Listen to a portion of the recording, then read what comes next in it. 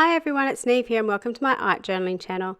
Today we're going to be creating a piece of my Use It Up journal, and it's basically about empowering yourself through your art journal. So I had this page in my art journal and it's a combination of a cotton rag page and a canvas page that I had that I quite liked the colours on and how it blended together. But this page went through a little bit of a process where I really hated it, and then it sort of came back to being okay. So I decided, because I had a little bit of blue on the other page, that I'd add some into the left-hand side page as well. And I'm using my Dina Wakley gloss sprays. Now these sprays are fantastic, and I haven't had too much issue with them blocking. But this one had. And if it does block on you, if you get a pin or a needle or something and just pick where the hole is, it's usually because a little bit of a skin has formed over it, and once you remove that, it'll actually start working again. So I added this colour in, which is the colour that's actually seeped through from the other side, which is marine. But it was just a little bit loose, and I didn't really like, I really loved that white and orange colour on the left hand side page, and once I put the blue on, it's like, I really don't like that. So this is kind of what I do in my art journal, and is why I've sort of called this page sort of empowering yourself through your art journal, because throughout my process, it's always, okay, that didn't work. What can you do to fix it? What can you do to make you like this? What can you do to make it better? And I think it's asking yourself those questions as you're journaling that helps empower you to be a better journaler or artist, or I don't know, but it's through all that problem solving and making the mistakes and rectifying them that can actually come up with some really good ideas in the end. While I really didn't like where I put that blue, I didn't mind the blue splatters on the right hand side page, but I wanted to sort of even it up. I really liked the white on the left hand side page, so I thought, well, why don't I use the same stencil and kind of do the same thing on the other page.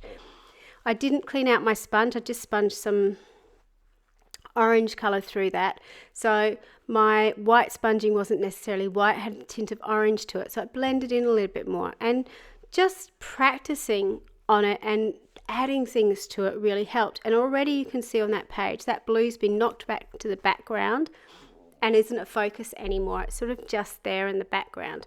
So white's a really, really handy colour to stencil with if you're really not sure you want to knock a colour into the background. So it's just all about playing around and allowing yourself to make mistakes and to try things out and not to be precious about it. So another thing that I did in this page is the image itself, which is one of the Dina Wakley collage tissues, is actually the wrong way. I've actually glued it down upside down because I wanted it to be on the left-hand side facing to the right.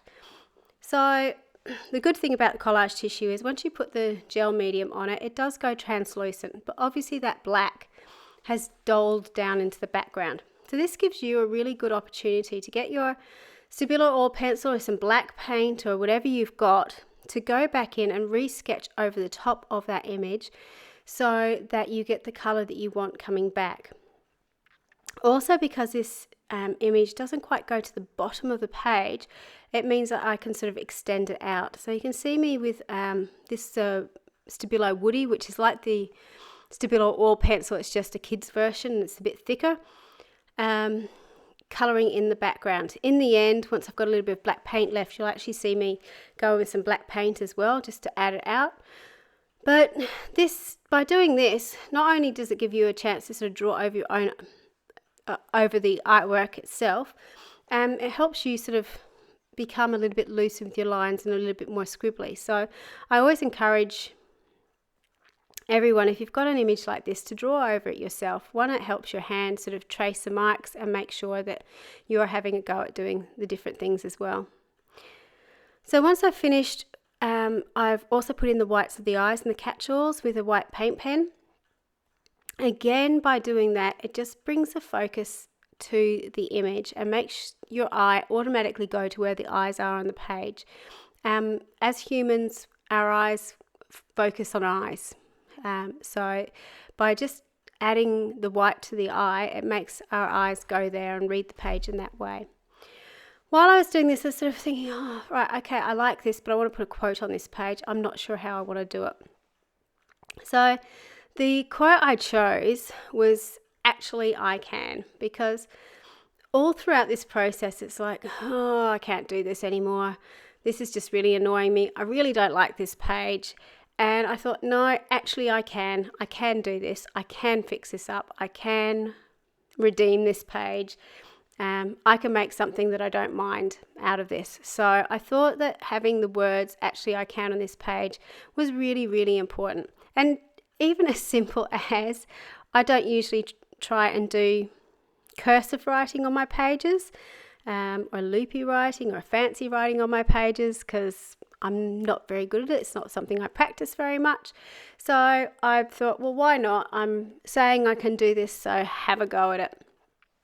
So I drew it out originally with a Stabilo oil pencil.